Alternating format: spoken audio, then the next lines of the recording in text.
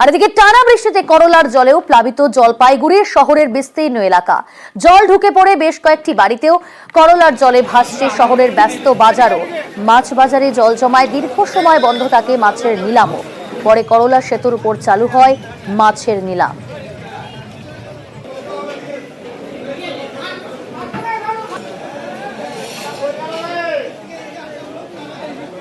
তখন এদিকে বন্ধ, বুঝি সব বন্ধ, বাইরে সব অপশন হয়েছে, কয়েকটা বুঝিছ তারাই অপশন করছে। জল বাজারে জল, রাতের থেকে জল, কালকে সন্ধ্যার থেকে জল।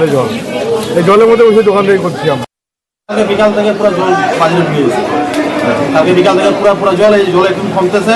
আজকে সকালে কোনো অপশন হয় না, মাছ বিক্রি হয় না এখনো। আজকে বেচতে অনেক খারাপ। জলের অবস্থা এই যে দেখতে পাচ্ছেন আপনি, ঘরে জল আছে, কাজকর্ম করতে অসুবিধা হচ্ছে পুরা। আর এবার নজর রাখি আলিপুরদুয়ারের দিকে। সেখানে সীসামারা নদীতে জল বেড়ে গিয়ে বিপত্তি। মাটির বাঁধ ভেঙে শালকুমার এলাকায় জল ঢুকেছে। প্লাবিত কয়েকশো পরিবার। পাকা বাঁধের দাবিতে সরব দুর্গতরা। রাজকুমার রয়েছে আমাদের প্রতিনিধি। রাজকুমার, সেখানকার স্থানীয় বাসিন্দারা তারা যথেষ্ট সমস্যার মধ্যে পড়েছেন এবং জলমগ্ন একাধিক এলাকা, জল ঢুকে গিয়েছে বিভিন্ন জায়গাতে। এখন কি পরিস্থিতি বর্তমানে? প্রশাসনের তরফ থেকে কি ব্যবস্থা নেওয়া হচ্ছে? দেখো, প্রশাসনের তরফ থেকে কিন্তু ব্যবস্থা নেওয়ার আশ্বাসটুকুই মাত্র মিলেছে। কার্যত বাস্তবে কোনো ব্যবস্থা এখন পর্যন্ত নেওয়া হয়নি। তার কারণ হচ্ছে সেচ দপ্তর থেকে পরিষ্কার জানিয়ে দেওয়া হয়েছে যে এই মুহূর্তে নদীর জল, সীসামারা নদীর জল ফুসছে, নদীর জল বেশি রয়েছে, সেই কারণে এই অবস্থায় কোনো রকম কাজ করা সম্ভব নয়। নদীর জল কমলে এবং বৃষ্টি কমলে, পরিস্থিতি কিছুটা স্বাভাবিক হলে সেই সময় তারা ব্যবস্থা নেবে বলে তারা আশ্বাস দিয়েছেন। কিন্তু এলাকার মানুষজনের কিন্তু রাতের ঘুম উবে গেছে। তারা রাত জেগে পাহারা দিচ্ছে, কারণ এই সীসামারা নদী কিন্তু সাধারণ মানুষ ক্ষোভে ফুঁসছেন। সঙ্গে থাকো রাজকুমার। আর দেখে যায়, আর করতে হবে, করতে লাগবে, এইরকম কয়া যায়। আর ভোটের দিনে তো একেবারে সুবিধা অনেক চাচ্ছিল, করবো বলছিল, কিছুই করে নাই। বারংবার আমাদের শালকুমারের মানুষ রাজনৈতিক নিরিখে, ভোট নিরিখে, গতবারে আমরা বিধায়ক সুমন কাঞ্জিলালকে ভোটে জিতিয়েছি। আমরা সাধারণ মানুষ কেন ভোট দিয়ে মানুষকে জেতাই? যাতে আমাদের কথা ওনারা বিধানসভায় গিয়ে বলতে পারে। ইদানিংকালে ভোট হয়ে গেল পার্লামেন্টারি আলিপুরদুয়ার, আমরা মনোজ টিগ্গাকে ভোটে জেতালাম, কিন্তু আমরা শালকুমারের মানুষ এই নদীর অবস্থান দেখে আমরা সবাই সকলে আতঙ্কিত। স্থানীয় বাসিন্দাদের ক্ষোভ গিয়ে পড়ছে বিধায়কের উপর। বিধায়ক কি বলছেন শোনাবো।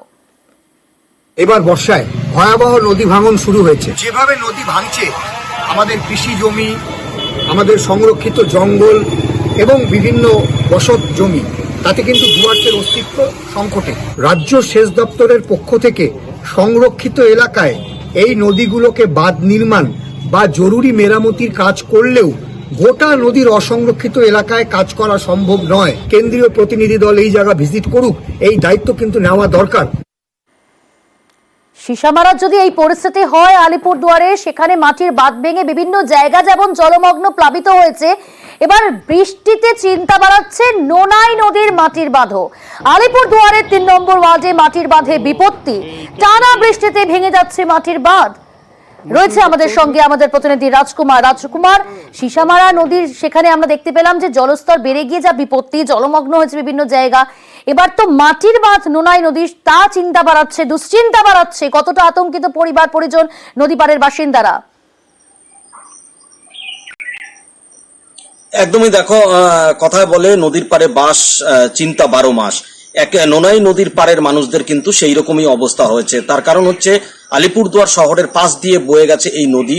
এই নদী কিন্তু এখন ভয়ঙ্কর রুদ্র রূপ ধারণ করেছে এবং এই নদীর যে মাটির বাঁধ, সেটা কিন্তু ভেঙে গেছে। আপাতত কিন্তু বালির বস্তা দিয়ে কোনো রকমে সেই নদীকে আটকানোর চেষ্টা করছে সেচ দপ্তর, কিন্তু স্থানীয় মানুষেরা দাবি তুলেছে, বোল্ডারের পাকা বাঁধের তারা দাবি তুলেছেন। তার কারণ হচ্ছে কখন এই যে মাটির বাঁধ আরো ভেঙে একেবারে শহরের মধ্যে ঢুকে পড়ে এই নোনাই নদী, সেই কারণেই কিন্তু দুশ্চিন্তা বাড়ছে। এলাকার মানুষজন কিন্তু রাত জেগে রাত পাহারা দিচ্ছে এলাকায়। তার কারণ হচ্ছে তাদের আশঙ্কা কখন এই নদী মাটির বাঁধ আরো ভেঙে হুড় হুড় করে একেবারে শহরে ঢুকে পড়বে, সেই নিয়েই তারা দুশ্চিন্তাগ্রস্ত। যদিও সেচ দপ্তরের পক্ষ থেকে এক্ষেত্রেও বলা হয়েছে যে আপাতত কোনো কাজ করা যাচ্ছে না, পরবর্তীতে নদীর জল কমলে তারা ব্যবস্থা গ্রহণ করবেন। বেশ। বাঁধ ভেঙে গ্রামে ঢুকলো জল। রায়ডাক নদীর জলে ডুবলো ৩০০টি বাড়ি। সেখানেও যথেষ্ট আতঙ্ক ছড়িয়েছে, দুশ্চিন্তা বেড়েছে। তুফানগঞ্জে 2 ব্লকের গ্রামগুলিতে ভোগান্তিতে পড়তে হচ্ছে স্থানীয় বাসিন্দাদের। আমাদের সঙ্গে রয়েছে শুভঙ্কর, আমাদের প্রতিনিধি। শুভঙ্কর, কি পরিস্থিতি এই মুহূর্তে পঞ্চায়েতের তরফ থেকে, প্রশাসনের তরফ থেকে কি ব্যবস্থা নেওয়া হচ্ছে দুর্গতদের জন্য?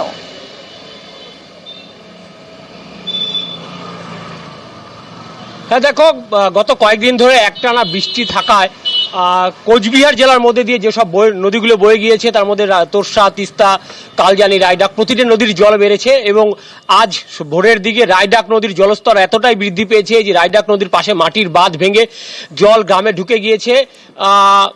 রায়ডাক নদী সংলগ্ন বারকোদালি 1 ও 2 গ্রাম পঞ্চায়েতে লাঙ্গল গ্রাম ও বেগারখাতা এই দুটি গ্রাম পঞ্চায়েতের মোট 300টি বাড়ি, প্রায় 300টি বাড়ি জলমগ্ন হয়ে পড়েছে।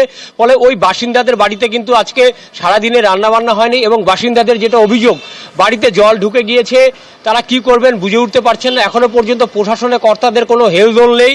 যদিও সেচ দপ্তরের সঙ্গে আমরা কথা বলেছিলাম, সেচ দপ্তরের কর্তারা যেটা জানিয়েছেন যে কোচবিহার জেলার বেশ কিছু নদী বাঁধে কাজ করা হবে, কিন্তু যেহেতু এখন নদীগুলো ফুলে ফেঁপে রয়েছে এই মুহূর্তে কাজ করা সম্ভব হচ্ছে না। পরিস্থিতি একটু স্বাভাবিক হলেই কাজ শুরু হবে।